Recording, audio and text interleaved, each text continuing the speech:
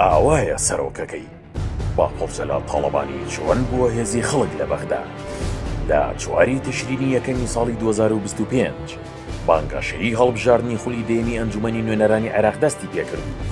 یەکێتی نیشتیمانی کوردستان بە سەرۆکایەتی باقۆفزەلات تاڵەبانی دروشمێکی جیاوازی لە هێز و لایەنە سیاسیەکانی دیکە بەرز کردەوە بۆ خەڵک، ئەویش هێزی تۆین لە بەغدا بوو.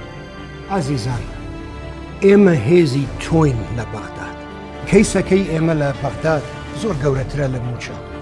موچە بەشێکی ئەساسیە لەم کێشە. کێشەی ئێمە کوردستانە، حەق و حقوقی کورد بەیەکەوە ژیانە، سیاسەتێکی نێودەوڵەتیە، سیاسەتێکە کە تێئەگات لەو گۆڕانکاریانەی کە لەم دنیاە گوزەرێن ئەمڕۆ. هەڵبژاردن کۆتایی هاتوو یەکێتی توانی 18 کورسی پەرلەمانی عێراق بەدەست بێنێت. چاوەکان لەسەر ئەوە بوون کە ئایا یەکێتی و ئەو بەڵێنانی سەرۆکەکەی لە کاتی بانگەشەدایان جێبەجێ دەکەن؟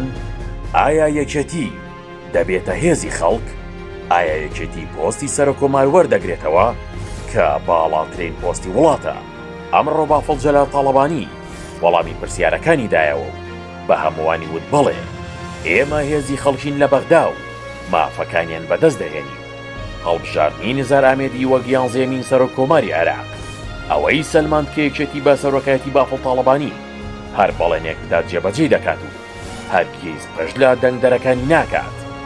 ئێمە کە شتێکەڵێ جێبەجێیەکی سوتفە نییە عزیزان، کە کێشەیەک هەیە لە سلەیمانی، کە کێشەیەک هەیە لە کوردستان، خەڵک لە دەرگای یەکێتیەکە، کە کێشەیەکی ئەمنی هەیە، خەڵک لە دەرگای یەکێتیەکە. بە بەدەستێنانی 227 دەنگ لە گەڕی دووەمی هەڵبژاردننی عێراقدا نزار ئامێدی بۆ سەرۆکۆمار و ڕاستەوخۆ ڕایگەیاند دەستوری عێراق پیرۆزە و بە پێی ئەو دەستورە کار دەکەم بۆ خزمەتکردنی تەواوی عێراق، کە ئەمەش جێبەجێکردنی ئەو بەڵێنەیەکە بافڵ تاڵەبانی بۆ خزمەتکردنی خەڵک لە سەرەتای بانگەشی هەڵبژاردنەوە بە خەڵکیدا و ڕێگەیاند کە دەستوری عێراق مێنەوە نیە حەزیان لە هەر کامێکیان بوو ئەوە جێبەجێ بکەن و دەبێت هەموو بەڕگەکانی جێبەجێ بکرێن و مافی تەواوی هاوڵاتیانی تێدا دەستەبەر کرابێت. دەستوری عێراق هەموو کێشەکانی ئێمە بە دەستوری عێراق عیلاجەکرێت و حەلەکرێت.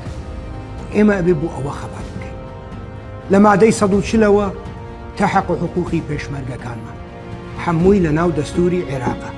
دەستوری عێراق دەستورێکی پیرۆزە، مێنیو نییە لە مەطعەمێک ئەمەی هەڵبژێری و بەدڵت بێ و ئەمەی هەڵبژێری و بەدڵت بێ. نەخێر، دەستوری عێراقە وەکو خۆی جێبەجێک. لە دوای ڕوخانی ڕژەمی بەحسەوە سەرۆکۆمار لای یەکێتی بووە و ئەم جارە زۆرترین کێشە و ئاڵنگاری بۆ دروست کرا، بەڵام هیچ هێزێکی سیاسی دیکە نەیتوانی بەرامبەر هێزە دیپلۆماسیەکەی باقۆف تاڵەبانی بۆستێتەوە و دوجار ئەوەی وتی هەر ئەوەش جێبەجێ کرا.